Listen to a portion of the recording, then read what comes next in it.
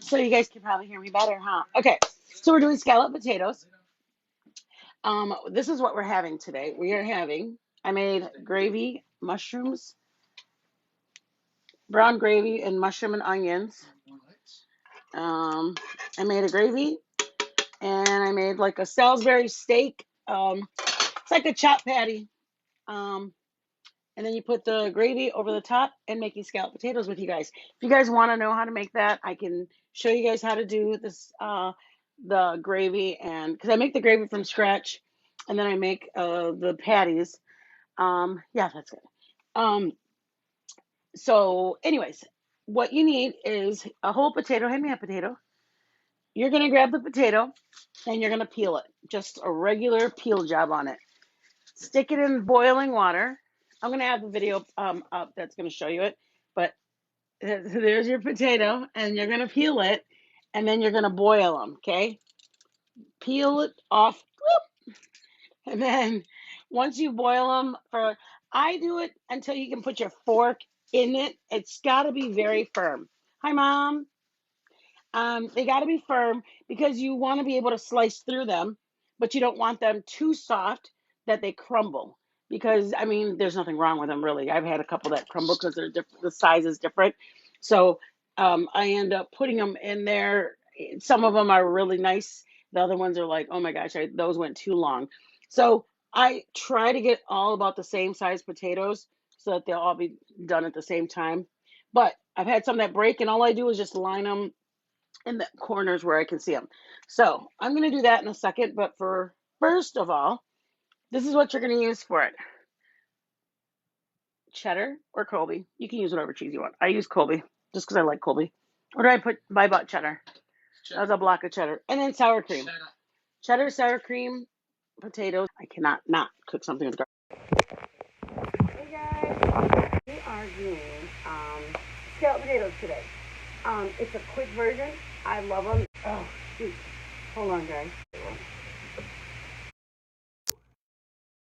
So you guys can probably hear me better, huh? Okay, so we're doing scalloped potatoes.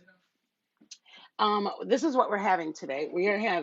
I made gravy, mushrooms, brown gravy, and mushroom and onions. I made a gravy, and I made like a Salisbury steak. It's like a chop patty. Um, and then you put the gravy over the top and making scalloped potatoes with you guys. If you guys want to know how to make that, I can show you guys how to do this, the gravy, and because I make the gravy from scratch, and then I make the patties. Yeah, that's good. Um, so, anyways, what you need is a whole potato. Hand me a potato. You're gonna grab the potato and you're gonna peel it. Just a regular peel job on it. Stick it in boiling water. I'm gonna have the video up that's gonna show you it, but there's your potato, and you're gonna peel it, and then you're gonna boil them. Okay, peel it off, and then once you boil them for, I do it until you can put your fork in it. It's got to be very firm. Hi, mom. They got to be firm because you want to be able to slice through them, but you don't want them too soft that they crumble. Because I mean, there's nothing wrong with them really. I've had a couple that crumble because they're different. The size is different. So I end up putting them in there. Some of them are really nice. The other ones are like, oh my gosh, those went too long. So I try to get all about the same size potatoes so that they'll all be done at the same time.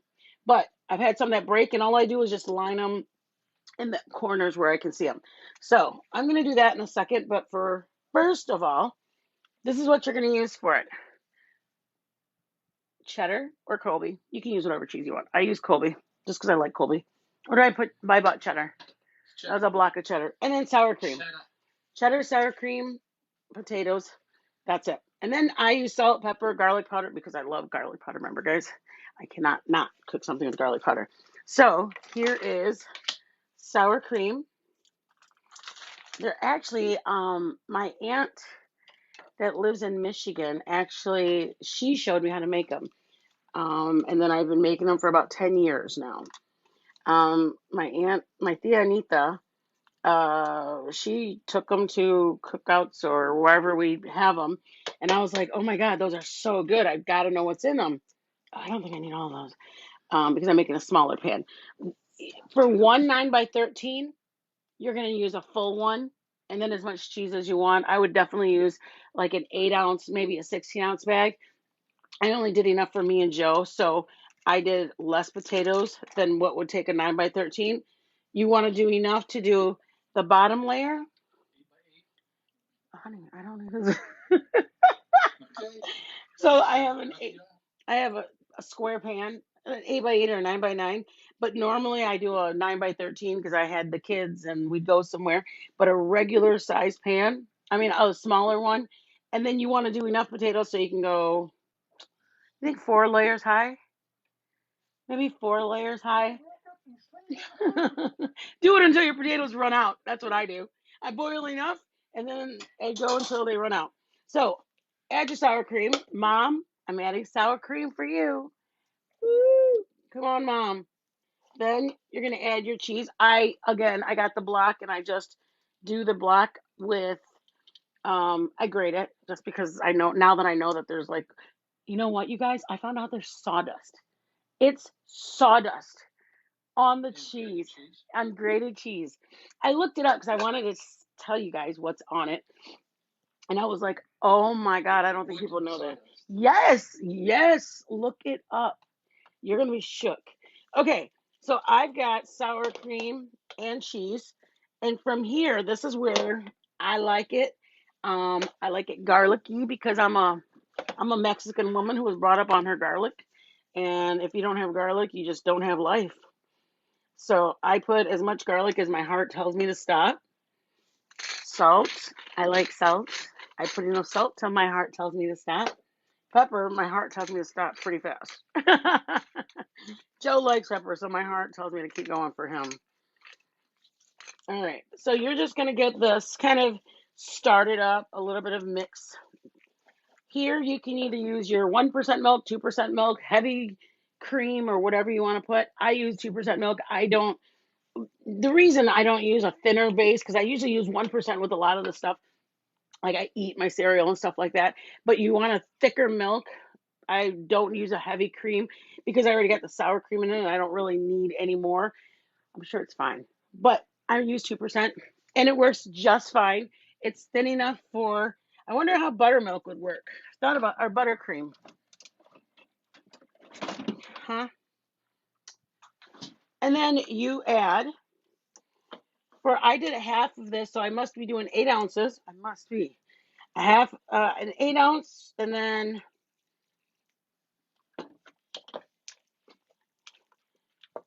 quarter cup, quarter cup of milk. You, you definitely want it to be wet enough because you want it when it's in the oven.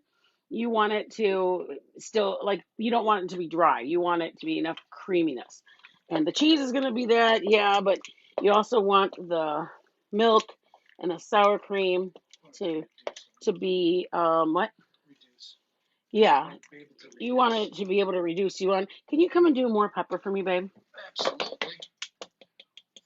Uh, oh yeah, that's good. Yep. Put a little more salt just because I got peppers.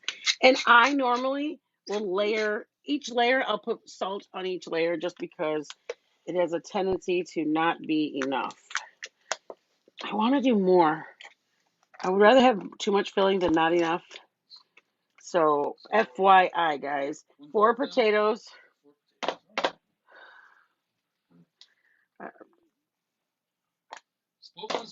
Yeah. 4 potatoes, and so if you're gonna do a double pan, I would do maybe 6 or 8 potatoes, and then do 2 of these containers. I think that's what I've gotten is the large container of it. I was thinking this is the large container, but then I remembered there's actually a 32 ounce. This is only, I think sour cream has like 8, 16, and 32. So I use the bigger one when I'm making a whole pan. And then you don't use all your cheese at once. You will want to put half of your cheese in your mixture and the other half you're going to want it sprinkled on top. And I personally leave plenty of cheese for the top because it just looks beautiful to have a whole layer of cheese. And then I have bacon crumbles. I did bacon crumbles over the top. It's good. It's some people dice up ham. My Thea, I think, dices up ham, and she says they're fabulous. I personally am not a big pork eater, so I do the pork on top for Joe. All right, guys, let's do this. So what we're gonna do? Can you take a screenshot of that? Or you don't have your phone? It's okay. So here is the potatoes. Can you guys see that? There are the potatoes, and then just line them. You can put some of the, you know what? I think I'm gonna do that just so the potatoes have something, a base on it.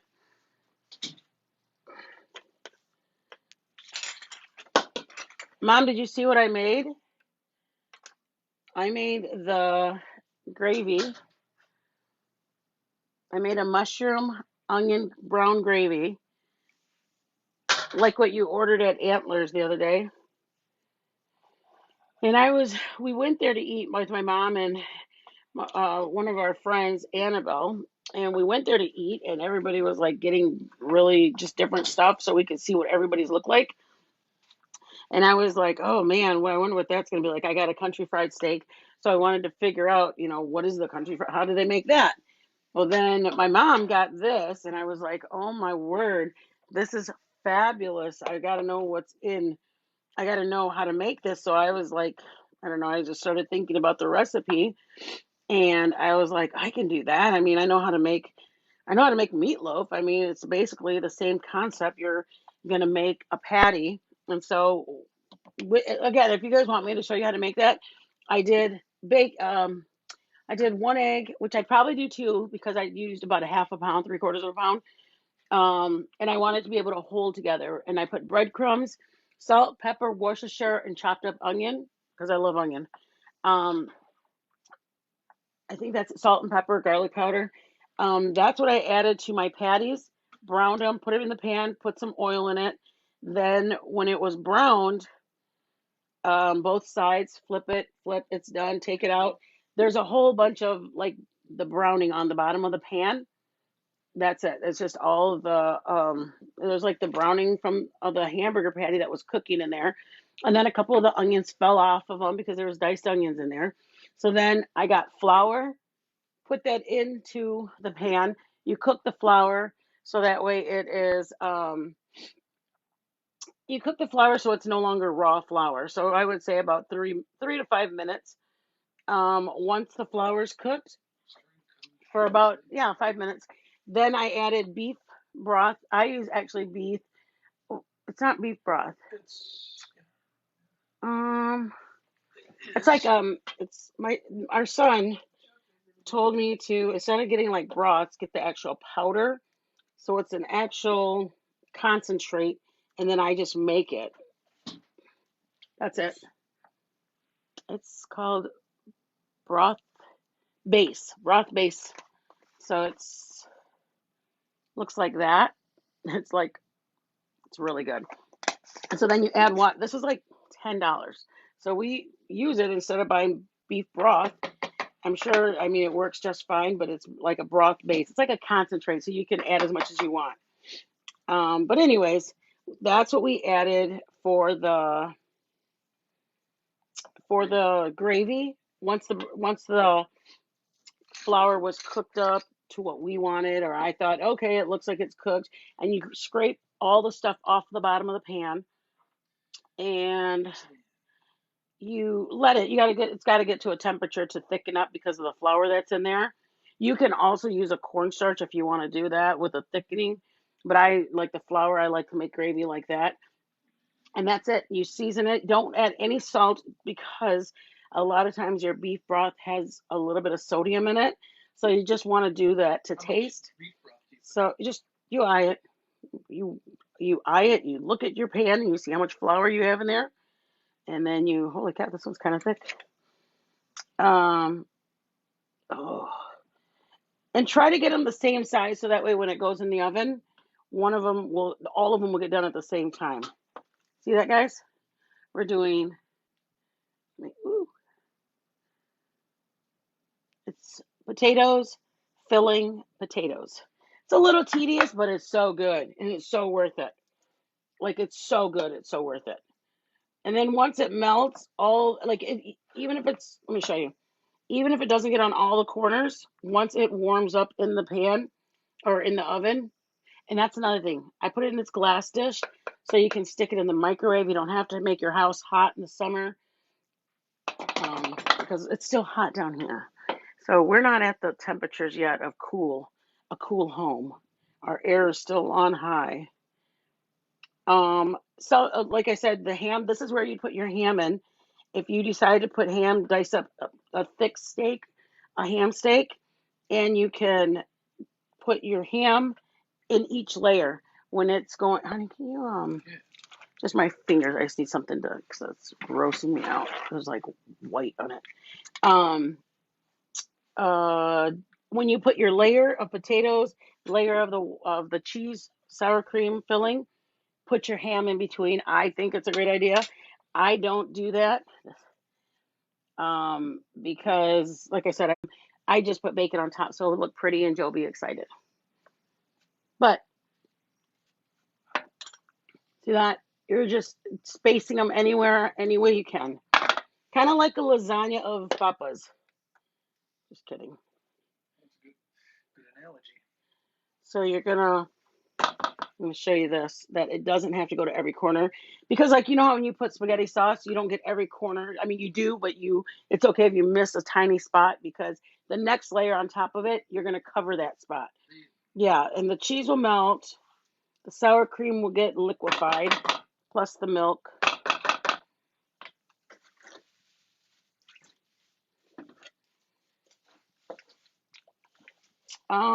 This tomorrow we're doing goulash, just because we like goulash in the winter, even though it's not winter, it's like a fall. Our brains still tell us we're in Michigan, so we kind of are like, hey, what kind of fall stuff do we like? We're gonna make chili, or not chili this week. I think next week we're gonna do chili. Chicken chili. Oh yeah, he's gonna make jambalaya and gumbo next week. So we're trying to space out, but I already had the menu of this week, baby. Yeah. It is right there on the wall. I taped it up. I got it. Cubano, scalloped potatoes, goulash tomorrow, enchiladas. And then my Thea, that lives in Indiana, wanted me to make carne asada. So I probably am going to do that Friday. I'm going to make sure she's going to be on Friday, so that way she can, because she wanted me to do it and I want her to see. But carne asada and enchiladas. Yeah, we don't really. I mean, we eat a lot of Mexican food only because it's easy to do. Yeah, some people would be in shock, but I'm going to show you guys how to make a homemade enchilada sauce. You guys are not going to buy the can of Old El Paso. It's literally as long as it takes you to open up a can of Old El Paso. That's how long it's going to take you to open to get a pan.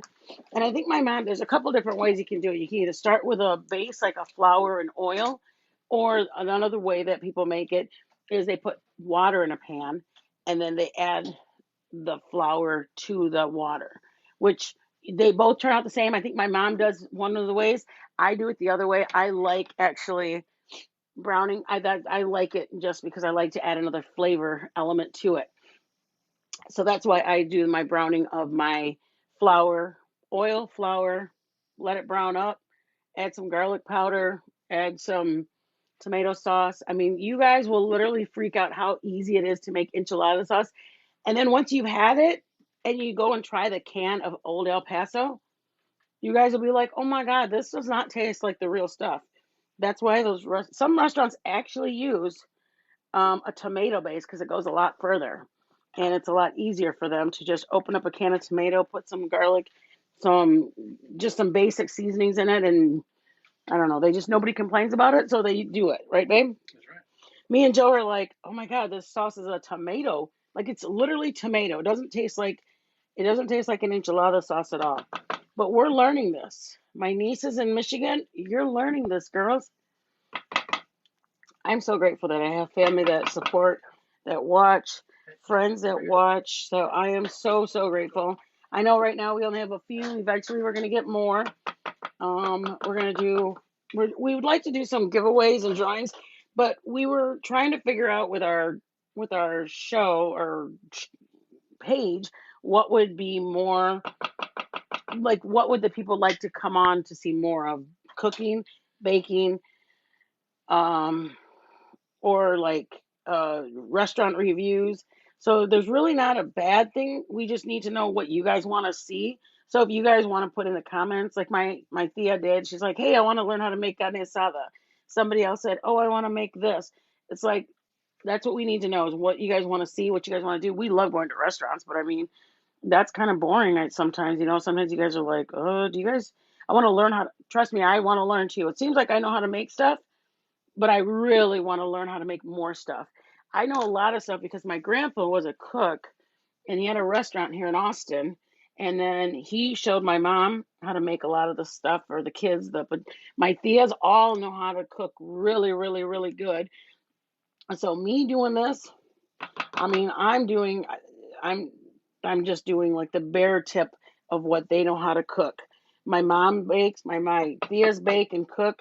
So I probably learned when I was 35. I said, you know what? I think I know how to do it. Like, why aren't I doing this? Hi, Annabelle. Um, so I was just talking about you, Annabelle. I was talking about how, oh, you like your peach cobbler. I have to make the peach cobbler so you'll learn how to make it. Um, how we went to that restaurant and my mom had her steaks with gravy, and I made that for dinner tonight. So this is the top, guys. I'm sorry it took so long. I really am. I tried to do a lot of it before so you guys can see it. I mean, it really wasn't that long, but this is your scalloped potatoes. See the layers in it? Let me move this aside. See that? Those are your layers. Now, do we have any more cheese or no? Just what you had. That's it. All right, there is more. Okay. You want to make more? Do you need it for something? I don't. No, I like it cheesy, but no, it's just us. We're going to take it somewhere. All right, guys. So there's the cheese on top. San Antonio, I forgot to put salt. I like to put salt throughout it. Make sure you put salt throughout it. I think it just adds a little bit of something to it. Hold on. Got it. Don't worry about it. And so here's the top. Here's my bacon. Grab your bacon, guys. Crumbled bacon, or if you use the ham that throughout it. I was going to do potato salad later on in the week, just because some people down here are still having cookouts and stuff like that.